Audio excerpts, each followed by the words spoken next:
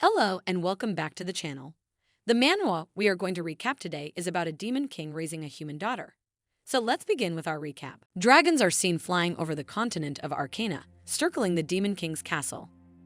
Inside the grand throne room, the demon king, Berzios, sits on his throne as the next agenda of discussion arises. Burnhell, located in the Rustbelt area. While deliberations continue, a sudden scream echoes through the castle.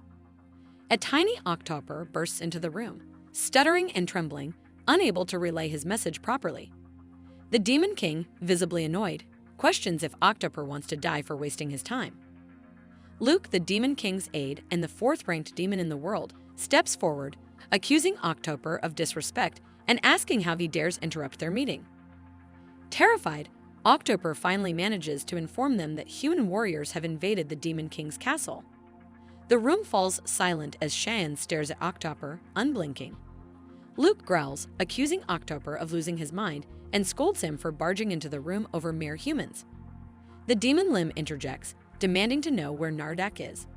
Sweating profusely, Octoper admits that Nardak has been defeated by the human liege Kane Sen, and even the armies of Nark have fallen to the humans who are now advancing toward the castle. The Demon King muses aloud that it has been a long time since humans have ventured this far. He decides to use his magic ball to see who the reckless fools are, but upon gazing into it, he freezes. Luke steps forward, calling the humans imbeciles, commands Octoper to lead him, vowing to deal with them himself. Before he can leave, the Demon King panics and shouts for them to tell the humans that he isn't home. The Demon King looked so scared, you'd think he just checked his credit score and saw negative numbers. His reaction shocks Luke and Octoper, leaving them confused. The Demon King hurriedly opens a dimensional hole. When Luke questions where he's going, Shane declares that if anyone dares touch a single hair on her head, he will kill them all. He jumps into the portal, but re-emerges briefly to drop two pieces of paper. Luke picks them up, puzzled. The first is an instruction to paste the other on the castle door. Reading the second, he is stunned by what it says. Meanwhile, the human warriors arrive at the castle, only to find a note pasted on the door that reads, "The Demon King is out. Come back later." Ignoring the note, they enter the castle. Inside, Luke lies on the ground, muttering to himself, wondering what the Demon King's daughter is doing here. Some time ago, a question had crossed the Demon King's mind. As images of parents protecting their children play in his head, he had turned to Luke for advice. Bowing respectfully, he questions Luke that if it is natural for all living beings to prioritize their survival above all else. But the Demon King found it baffling that humans sometimes engage in actions that contradict this instinct. Luke dismisses the question, calling human reasoning insignificant. The Demon Lim, however, scolds Luke, insisting that understanding humans' thoughts would make it easier to rule them. Impressed by Shan's thoughtfulness, Luke praises him. Later, Luke bursts into the room with new information about humans but stops in his tracks upon seeing the Demon King holding a baby. Dumbfounded, he asks what Shin is carrying. The Demon King proudly explains that he found the baby in a human settlement but is confused as to why it won't stop crying. Equally clueless, Luke admits that he didn't research this part. The Demon King commands Luke to make the baby stop crying by any means necessary. Luke obeys, manifesting his powers, but his actions cause Shan to scream in horror. Slamming Luke against the wall, Shan demands to know what he thinks he's doing. Luke reasons that humans grow quiet when reduced to ashes, earning him another furious outburst. It's like watching two GPS systems argue about directions. Both wrong, but confident, ordered to find a proper solution, Luke scores the library and discovers a book titled Guide to Being an Ultimate Great Dad. Both the Demon King and Luke pore over its contents, hoping to understand why the baby is crying. They check the first possibility. The baby has popped. However, the child seems clean. Shin uses magic to send any foreign substances into an alternative void, ensuring no future incidents. Next, they consider hunger. Luke presents what he describes as a delicacy, freshly butchered black drake meat. The Demon King praises his choice, but upon seeing the food, the baby cries even louder. Consulting the book, Luke realizes that babies drink milk. Misunderstanding, he strips off his clothes and offers his chest, prompting Shan to angrily declare that the book clearly didn't mean that and commands him to bring something similar to a feeder. Luke eventually brings a feeder, but the baby refuses it. Exhausted, they try putting the baby to sleep, but it resists even Luke's powerful magic. Luke is impressed, though Shan forbids him from getting competitive with a baby. Hours pass, and the baby still cries. Luke and Cheyenne collapse on the floor, questioning if this is what parenting truly entails. The Demon King ponders what in the world this baby wants. Desperate, Cheyenne begins making faces at the baby. To his surprise, the child starts laughing. Cheyenne then gently swings the baby, making it giggle even more until it finally tires out and falls asleep. Thus, the Demon King becomes a father. The next day, children are playing in a church. A white-haired girl turns and sees someone entering the room. She calls out, "Daddy." The man grins, calling her his little princess. He asks if she missed him, but the girl replies that it's fine since he has a lot of work to do. Touched, the man hugs her, praising her maturity and thoughtfulness. This man is none other than the Demon King, who has resigned from his role to care for his daughter, Selene. He apologizes to the priest for frequently leaving Selene in their care, explaining that his work often requires travel. The priest assures him that there's no need to apologize, as Selene is a well-behaved child whom they adore. Selene proudly flexes, declaring that her dad would be happy to hear that she's such a good girl. Shan is beaming with pride and promises to make her a special dinner. Selene excitedly requests pasta. Before leaving, Selene reminds her father that they need to do that thing. They head to the church's prayer area, where they thank the goddess Tertia for her blessings. Cheyenne struggles to maintain his composure, as praying to a heavenly goddess feels absurd for a demon. The priest and Selene completes their prayers and peeks at the Demon King he reluctantly joins in. Selene and the priest are delighted by his gesture. Suddenly, someone barges in, shouting for help. A demonic beast has breached the holy barrier protecting the church. The priest is shocked, questioning how this is possible. Unbeknownst to them, it was Cheyenne who disabled the barrier because it annoyed him. The beast storms into the church, laughs that they are pathetic weakling humans, declaring that their attempts to flee are futile. However, his bravado falters when he senses Cheyenne's overwhelming aura. Confused, the beast questions what the Demon King is doing in a church. Selene grabs her father's hand, crying in fear. Furious, Cheyenne demands to know how the creature dares make his daughter cry. He kneels down to Selene, asking if she's scared. When she nods, he suggests they play a counting game. He instructs her to close her eyes and count until he tells her to stop, assuring her that if she does, the scary creature will disappear. Trusting her father, Selene wipes her tears, closes her eyes, and begins counting. Cheyenne turns to the beast, his aura flaring. The creature tries to address him as Master, but Cheyenne silences it with a single flick, sending it flying out of the church. Everyone stares in awe. On the count of 4, Cheyenne tells Selene to open her eyes. She is amazed to see that the creature is gone. Cheyenne proudly tells her that it's all thanks to her amazing daddy. Overwhelmed with admiration, Selene declares that her dad is the best. Cheyenne is so moved by her words that he nearly coughs up blood. The Demon King then questions Selene if they should now head back to home. Selene agrees to do so, but is concerned why he is coughing blood. As they prepare to leave, the priest stops Cheyenne, asking if he is a hero. Confused, Cheyenne hesitates, but Selene excitedly interjects, asking if her dad is a hero. She explains that heroes are strong, protect the weak, and fight bad people. She adds that according to the stories, the priest told her heroes are super strong and awesome and champions of justice, sweating under the pressure. Cheyenne finally declares that yes, he is a hero of justice, Hero Cheyenne. Everyone is amazed, praising him. Internally, Cheyenne mocks their gullibility, knowing he made it all up on the spot.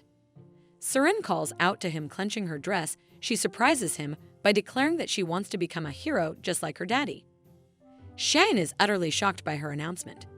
Selene dashes to her father and hugs him, proclaiming that she loves him more than anything in this world.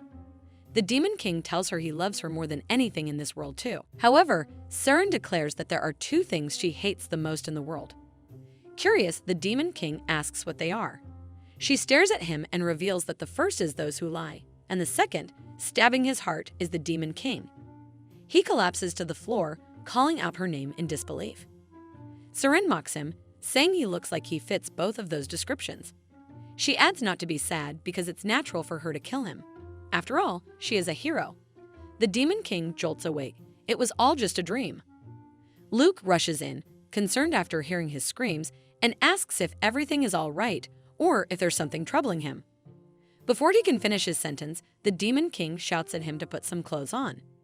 The Demon King then questions Luke about his thoughts on heroes. Luke repeats the word hero and dramatically declares that they are nothing but mere fools who do not understand their own. Before he can finish, the Demon King punches him with a "how dare he ridicule his daughter's dream" strike. Poor Luke's soul cries, wondering why he deserved that. The Demon King can't help it, though. At that moment, Selene opens the door and enters, calling for her daddy. Pushing Luke aside, the Demon King rushes to his sweetheart. Selene looks at Luke lying on the floor and innocently asks her father why Lulu is lying there. The Demon King awkwardly replies that he has no idea, whispering angrily to Luke to get up. Half-conscious, Luke greets Selene. Suddenly, Selene remembers something and reveals that she punished some bad guys who dared to torment her kitty. She proudly states that she's doing her best to become an awesome hero. The Demon King praises her for her efforts. This conversation catches Luke's attention. He finally understands the Demon King's intentions. He must be trying to raise Selene as a hero so she can spy among the other heroes and gather information. Luke is deeply impressed, falling to his knees and calling the Demon King a genius, though he corrects himself and calls him master. He vows to personally oversee Selene's education to ensure she becomes the best hero. Before he can finish his declaration, the Demon King yells at him to get lost. Back at the castle, Luke apologizes while nursing a large bump on his head from the Demon King's earlier punch. He explains he misunderstood the situation. The Demon King brushes it off, saying the past is in the past. He insists they must focus their energy on taking countermeasures. Confused, Luke asks what that means. The Demon King clarifies they must ensure Selene gives up on her dream of becoming a hero. Luke tilts his head and argues that there's no need to worry. Many humans dream of becoming heroes, but not all succeed. The Demon King narrows his eyes, recalling instances of Selene's extraordinary talent. How she once helped an old man by lifting a giant rock, mistook a monstrous bug for a regular one, and even had a fortune teller confirm that she bears the mark of a hero. He knows Selene is different, and he must stop her at all costs. While brainstorming ideas, Luke offers a solution. They could simply exterminate all humans, thereby erasing the concept of heroes entirely. The Demon King threatens to erase Luke from existence if he ever says something like that again. It's like watching two squirrels trying to share a single brain cell. Luke throws a tantrum, claiming the Demon King is mean to him. The Demon King picks up a book Luke had tossed aside.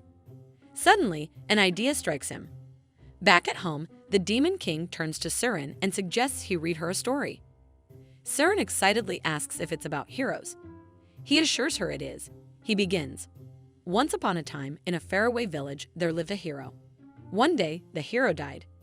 Selene interrupts, exclaiming, "Just like that?" The Demon King adds, "Yes, and after the hero died, the villagers lived happily ever after." Selene, unimpressed, demands another story. He continues, "Once upon a time, there was a hero. He heard about an evil Demon King and set off to defeat him. The hero succeeded, and the villagers made him their king. But once the hero became king, he extorted and oppressed the people, causing them great suffering. One day, a new Demon King appeared, defeated the hero, and restored peace and prosperity." The end. Selene pushes him, complaining that the story makes no sense. She insists on hearing his own stories, not ones from a book. The Demon King hesitates before nervously agreeing. She eagerly asks if he's really as strong as he says. Laughing nervously, he assures her that he is. She then asks if he's ever met the Demon King. He chuckles awkwardly and says, of course, he can see the Demon King every day. He just needs a mirror. Talk about self-love at its darkest. Excited, she presses further, if he has ever fought him. He nervously replies, yes, he has. Selene places her hand on his lap, and with wide, curious eyes, asks if the Demon King is stronger than him or if he is stronger than the Demon King. Seeing an opportunity, the Demon King answers, carefully commenting that her daddy is strong, but the Demon King is way, way stronger. Selene's face falls. Seeing this, he adds, that's why she should never go near him. He's very dangerous. However, Selene's resolve hardens. She stands up, determined, and declares she will become strong enough to avenge her daddy. The Demon King freezes in panic. He insists it's unnecessary, but she reassures him that he can count on her. Defeated, he agrees. The countermeasure of dissuading Selene with hero stories has failed miserably. Later in today's diary, Selene draws that her father told her about hero stories, but it was all nonsense, so she asked her dad to told her stories about him, and he told her how strong the Demon King is. She points that her daddy must be afraid of the Demon King. So she told her daddy that she will become even more stronger and defeat that Demon King. Then her daddy cried tear of happiness, and she was happy too. She promises to become a strong hero to protect him. She closes the diary as she finishes writing for the day. Later, as Selene sleeps peacefully, the Demon King secretly reads her diary and lets out a deep sigh of despair. The next day, the Demon King opens the room door and sees Selene busy working on something. All done, she exclaims as she hands the poster to her father. He looks at the hero training schedule Selene has made. Do a good deed every day, study for an hour every day, and exercise every single day. She is brimming with excitement because, starting tomorrow, she plans to do her best to become a hero. She rushes to bed so she can wake up early, while the Demon King stands frozen, unable to process any of it. Returning to the demonic castle, he questions Luke about how many of their countermeasures have failed so far. Luke points out that of the 43 attempts they have made, all 43 have failed. The Demon King's eyes widen, shoving Luke away in anger, and he orders Luke to ensure that their 44th attempt does not fail. Determined, he commands that a strategy be arranged immediately and orders the summoning of the demonic army. The next day, Selene is seen still sleeping, but she suddenly wakes up and starts warming up.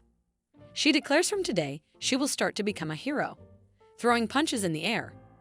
Meanwhile, the Demon King stands outside with the demonic army behind him, pondering. Everything is in place. All he needs to do now is execute the plan. Selene, putting on her shoes, informs her father she is going outside to do a good deed. The Demon King, feigning enthusiasm, wishes her good luck. As Selene opens the door, she is met with an overwhelming sight. The 5th Legion Commander, the Special Unit Commander, the 3rd Legion Commander, the Demonic Beasts Corps Lieutenant General, and the Demonic Dream Entity Leader, all waiting. There was no one in sight whom Selene could possibly help. The Demon King is pleased. Everything is going according to his plan. Yet, Selene manages to find an old lady in need of help. She rushes toward her, but the Demon King cannot allow his daughter to do a good deed. Truly the kind of thinking that makes you wonder if the educator needs to be educated first. Thinking quickly, he beats her to it and helps the old lady himself. The old woman thanks him for his assistance. Once again, Selene spots someone who needs help, but the Demon King intervenes and helps the person first. Then, she notices a cat in need, and once more, he helps the cat before she can. At one point, he even assists a person who didn't realize they needed help. This cycle continues until, by the end of it, the Demon King feels like he has been burned to ashes. Somehow, though, he manages to stop Selene from doing any good deed. Exhausted, he returns home, where Selene massages his shoulders. Seeing how tired he looks, she says she did a good job. The Demon King, deeply moved, beams happily. However, Selene's words stab him in the heart. She had fulfilled her goal of doing a good deed for the day. The next day, Selene is seen standing at her desk. She tells her father she is going to start studying now, so don't disturb her. The Demon King promises to respect her wishes and steps outside. He then asks the demonic creature if it understands the plan. The creature claims it does. Meanwhile, in the human camps, soldiers are seen running in panic, stating that a confidential document has been stolen. This demonic creature, infamous for infiltrating and sabotaging enemies, opens the document and releases a fly, thinking it is the perfect tool to distract a human child. The fly buzzes into Selene's room to disturb her, but without even looking back, she catches it and smacks it. Her study session is complete, and the Demon King, watching from the shadows, grows tense. The only task left is exercise. Smirking, the Demon King feels confident. This time, the plan cannot possibly fail. He felt the same way about all the other plans and managed to fail every single one with impressive consistency. Later, Selene shows her father a map she has drawn, explaining that she will be heading to the mountains tomorrow. She details the route. Go straight from the village, then take a left. There are speed bumps 100 meters ahead. Since she already told him the exact path, the Demon King orders his army to march out. They block the route with a barrier that knocks back anyone who touches it. Demonic beasts are stationed nearby, and a sign is placed, reading, under construction. Confident, the Demon King believes that no one will be able to reach the end of the path. The next morning, Selene greets her father and says goodbye. He wishes her luck, certain that his plan will work this time. But as Selene steps outside, she sees it is raining. Deciding not to go out, she chooses to exercise at home instead. She does push-ups, practices punches, and completes sit-ups while the Demon King watches helplessly. By the end, her exercise session is complete. The Demon King realizes that a parent can never truly win against their child. With each passing day, Selene continues to follow her schedule, determined to become a hero. Finally, the day comes when Selene, now 16 years old, dons her shoes, robe, and sword. Beaming with excitement, she announces she is off. The Demon King leaps toward her, crying, "Sweetie." Selene, exasperated, scolds him not to cry, grabbing his head. Despite her warnings, the Demon King continues to sob. Sighing, Selene promises to come home during vacations, which makes him cry even more. Suddenly, Luke bursts in and presents her with a suit of armor he designed specifically for her. Mentions that as long as she wears this, she will never be in danger. However, Selene retorts that she can't wear that to school. Both Luke and the Demon King begin to sob again, asking if she really won't let them come with her. Selene insists they are worrying too much about her. Noticing the time, she hurries off, saying she doesn't want to miss her carriage. She bids them goodbye and rushes out the door. The Demon King, tears streaming down his face, waves goodbye while Luke sobs, lamenting how quickly children grow up. From that day forward, Selene's journey to become a hero officially begins. Meanwhile, Luke attempts to sell the armor he made for Selene. When a buyer offers 300 coins, Luke insists it's too cheap. The buyer lowers the offer to 295 coins, leaving Luke crying, questioning why the price is dropping even further. This is me, buying useless stuff when I have money, then selling it at the end of the month like a broke entrepreneur. Luke informs the Demon King that they have received news about a hero who has recently invaded the crater region. Despite being alone, the hero has successfully passed through the ravine of death and is currently moving across the plains of silence without much difficulty. Judging by his direction, it does not appear that he is heading toward the demonic castle. The Demon King remains silent and dazed, causing Luke to grow concerned. Luke suggests that it might be wise to take a break. The Demon King suddenly screams Luke's name, his eyes widening, sending a shiver down Luke's spine. Luke immediately gets on his knees, apologizing for his utter imprudence. However, the Demon King's concern lies elsewhere. Though he acknowledges the chances are slim, but he wonders aloud, what if Selene gets bullied at her academy? He throws a tantrum, exclaiming that he has heard bullying in academies is a serious issue these days. He's such a lost cause, even Google Maps gave up and said, "You're on your own, buddy." Luke tries to reassure him, believing Selene will be fine. Luke coughs awkwardly and tries to redirect the conversation, mentioning that the hero seems to be roaming around the crater region, gathering valuable items. Instead of listening, the Demon King continues admiring Selene's picture, showing no interest in the matter at hand. Bored, the Demon King finally remarks that if the hero is wandering the crater region alone, he must be quite skilled. Suddenly, a thought strikes him. A skilled hero, he muses.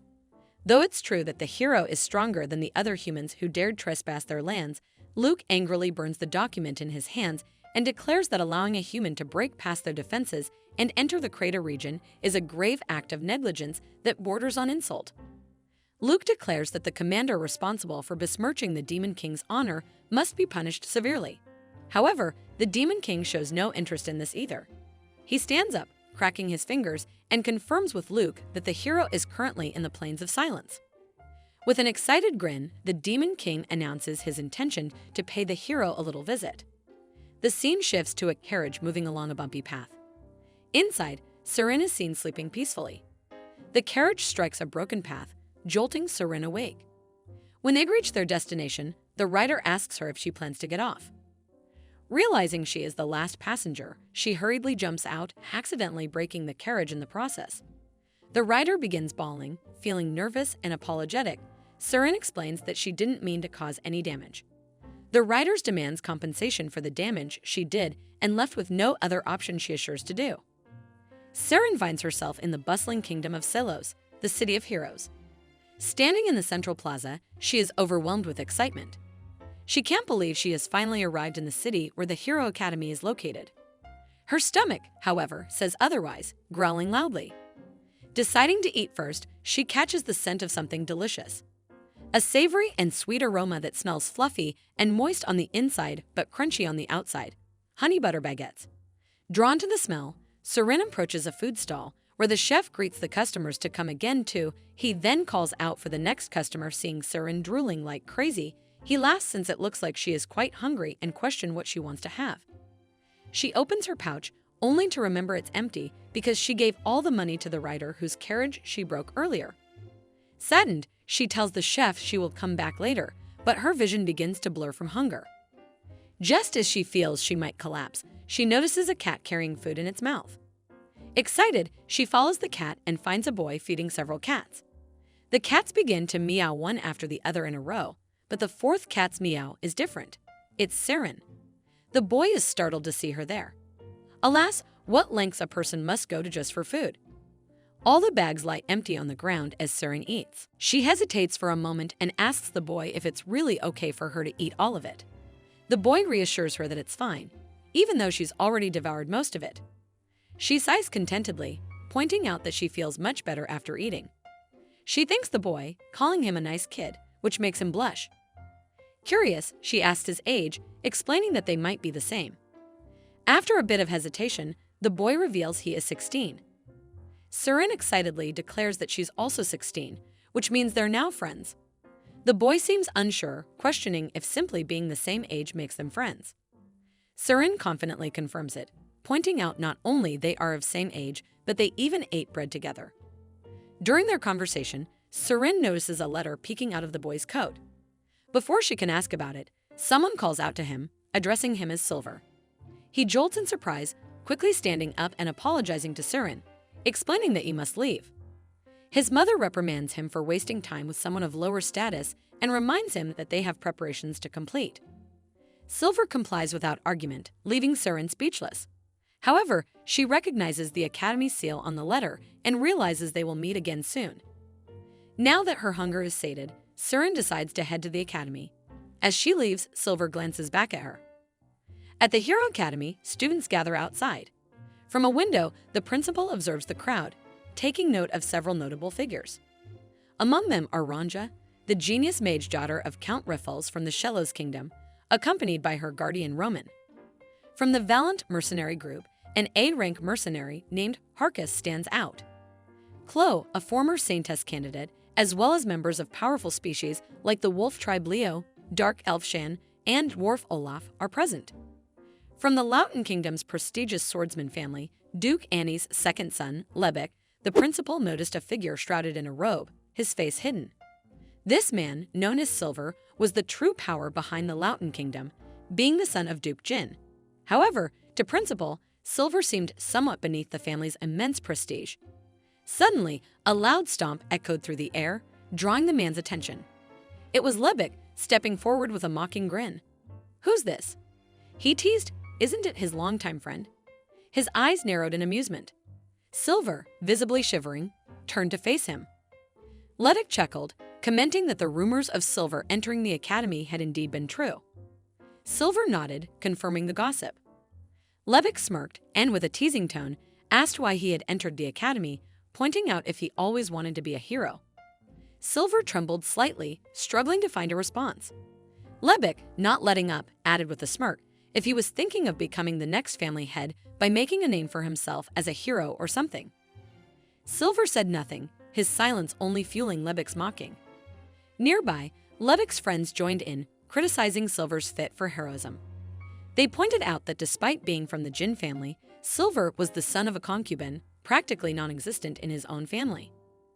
Lebec, feeling the need to offer advice, called Silver nothing more than a puppet, controlled by his mother's greed, labeling him an idiot. Silver's eyes welled with tears, the sting of Lebec's words cutting deep. Meanwhile, Selene, rushing toward the ground in a hurry, mistakenly landed on Lebec. Confused, she wondered aloud if she had run into something. Her gaze then shifted to Silver, and with a warm smile, she greeted him, excited to meet Silver again. Silver, still in a panic over the whole situation, stood frozen. The principal, watching the exchange with mild surprise, went over Seren's application. His eyes widened as he read that Seren was from the countryside, having single-handedly defeated the second son of a swordsman family with one hit. They forgot to add Demon Daughter to her title. Far away in the Demon King's territory, on the Plain of Silence, a hero rushed confidently toward the Demon King. With one swift blow, the hero collapsed to the ground, sending the Demon King into deep contemplation about whether he was even the right hero. The Demon King wondered, growing impatient. He began slapping the hero in an attempt to wake him, muttering that he needed him for something important. It was a chaotic, yet strangely hilarious moment that couldn't be ignored. The Annies ducal family, co-founders of the Lauten Kingdom, is renowned for producing competent knights. As the second son of this prestigious family, Levic's natural talent for swordsmanship has made him someone who meets all expectations.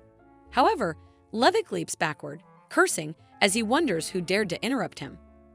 Upon seeing Seren, he becomes even more enraged, realizing he was knocked down by a mere girl. Silver questions Seren about what she is doing there. Seren explains that she is a new student, expressing surprise. However, Silver is surprised by much more. Levic calls out to Seren, glaring and questioning what she is. She happily replies that she is Seren. Grabbing her by the collar, Levic comments that no one asked for her name and demands to know why she suddenly ran into him like that. Seren finally grasps that Levic was the one she ran into a moment ago. She mocks that she thought it was just a fly because she didn't feel much resistance. This comment is like a stab to Levic's heart.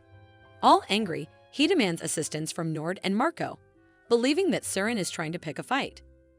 Nord replies that Seren should be scolded for fearlessly picking a fight with Levic, wondering if Marco seconds that opinion.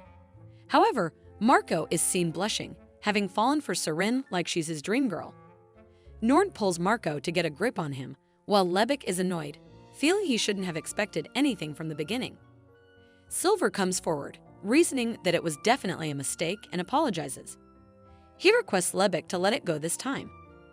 Levic, still angry, states that since when has Silver been able to stand in his way? Silver tries to explain, but Levic, touching his sword, believes that he needs to educate Silver first. Before Levic can do anything, a girl comes between them, telling them it's enough. She hugs them both, remarking that they can't have their future heroes fighting each other on their very first day, insisting that they should get along with each other. They both shove her away. Levic demands to know who the hell she is now. Pulling her hair back to her ear, she declares that she is Chloe de Alshaveth, the apostle of Irene, goddess of peace, and that they can just call her Chloe. Levic ponders if she is indeed Chloe. Then she must be the Holy See of Ruden's Saintess candidate and wonders how she ended up at the academy. Chloe promotes the idea that the welcome ceremony is about to start, so they must hurry to make it in time. Levic turns to Silver, commenting that they will have a talk when they have time, and looks at Seren, thinking that she is next. On the academy terrace, a man congratulates the students for traveling from all parts of the continent. He is Instructor Mustard, the one who will be seeing them through their level test. Seren seems confused about it. A boy named Wegan zooms towards her, adjusting his glasses, willingly explaining it to her. True to its name, the level test is designed to evaluate an individual's proficiency and place them in a certain rank. Bronze, silver, gold, platinum, and diamond are the 5 ranks they can achieve. Wegan explains that the higher the rank they receive, the bigger the pool of divisions they can choose from. The exact evaluation criteria are at the discretion of the instructor, but their fighting judgment and cooperation skills are important evaluation factors. Failing the test means that their acceptance will be canceled, so they need to keep that in mind. Wegan then questions if Seren is asking about what the divisions are. Seren retorts that she didn't ask that, though. Ignoring this, Wegan adds that he has no choice but to explain it to her since she seems curious. Seren insists that she didn't ask. He's like me rambling about manga while they regret making eye contact. Instructor Mustard clears his throat. A murmur starts among the students about the test level. They thought this was supposed to be the welcome ceremony. Mustard elaborates that they have received the right to be here through a recommendation by a trustworthy person or a separate selection process. However, he only believes in the things he has seen with his very own eyes. He adds that if they officially want to enter the Hero Academy, they have to personally prove their qualifications to become a hero. Mustard leaps and lands on the ground. He orders them to leave all their belongings, except for their equipment, and follow him. He threatens that those who cannot prove themselves can just take their belongings and go back home. The first test is clearing a dungeon. These 5 portals each lead to a mine, a forest, a plain, a fortress, or an underground labyrinth. They are also known as virtual dungeons. The test is supposed to be conducted in teams. Here is the rest of the text. Forming a good and balanced team is an ability a hero needs to have. Within a time span of 10 minutes, they were commanded to get together in teams of 4 and decide upon the dungeon they want to challenge. Siren, Chloe, and Silver are in one team. They were currently 3, so they needed one more. It seemed like there wasn't anyone decent anymore. Levick thought to himself that it had to be one of them. Chloe grabs Silver's face, worried if he isn't liking it this way. He explains that this isn't what he means. They hadn't introduced themselves to one another, and they don't know anything about each other. Siren introduces herself, and Chloe has already said earlier that she is Chloe. Silver tells them he is Silver. They get sad that they don't have their last member, while Chloe wonders if there's anyone cute left. But Silver panics, thinking that they shouldn't at least know about one another's skills and specialty. That way, they can choose a dungeon and develop a rough strategy of how they can best deal with the dungeon. Silver then plans to deduce it from their equipment. Siren has a great sword, based on her strength she demonstrated earlier. She is perfect as the vanguard. Chloe is a saintess, so she will fulfill the role of a support. Then, looking at the team balance, the position they need the most right now is that of a defender or an attacker. Silver is thinking that Siren screams that all 4 spots are filled. Siren asks the girl her name. It's Shan. Chloe is excited to see her. Team building is finally done. While Silver thinks, is this something they can decide on so easily? Siren comments that now they have to choose a dungeon. Silver is glad that Siren is not completely thoughtless, but his expectations start to dwindle when Siren starts doing eeny, meeny, miny, mo to choose the dungeon. She's me using this technique in a chem exam, hoping vibes count as answers. They finally decide on a dungeon to enter. Silver internally cries, thinking, is this really okay to do it like this? Mustard, through his magic ball, sees Siren's team in the fortress dungeon. It can be solved easily if one has the eye for it, but there is no straightforward solution. In the fortress dungeon, the clear condition is to defeat the lord of the fortress. Mustard is excited to see how they will proceed and secure their success. Siren is really happy to see it finally starting. Meanwhile, Silver is just as terrified. Silver turns to Siren, asking if she has a plan. She elaborates, bang, they will enter the fortress, find the lord, and kill him. To Silver, that doesn't sound like a plan at all. Silver looks at the side and sees the creek flowing towards the fortress. He thinks that they can infiltrate the castle by following the waterway, find the lord, and kill him. Silver informs them that he has a plan, but he sees Siren not there. Chloe points towards her. Siren leaps upward. Silver is worried about what she is trying to do because there's no way to break down the gate with a sword. But to his surprise, she did break down the gate with her sword. Chloe praises that Siren is really strong, whereas Silver stands there, shocked. Siren, all happy, exclaims that she has cleared the way, prompting them to come on. Silver jolts, telling Siren that behind her, they see an army of demons. Siren puts that there's a lot. Silver accepts that Siren is extremely powerful. However, the enemies are overwhelming in number. Chloe, tying her hair, comes forward. She winks, thinking that it looks like it's her time to step forward. Silver mentions that he will then leave the rest of the supporting spells in her hands, calling her Miss Chloe. He is shocked to see the blades in her hands. While Chloe is annoyed at being called Miss Chloe, she dashes, pointing to Silver, saying that there's no need for him to watch from far away. The demon gets angry, wondering how a mere human dares to destroy the fortress wall. They laugh, thinking that she is just a human, and what can she do against a large number all by herself? She dashes towards the demon, calling out her secret technique. She uses her great sword swing.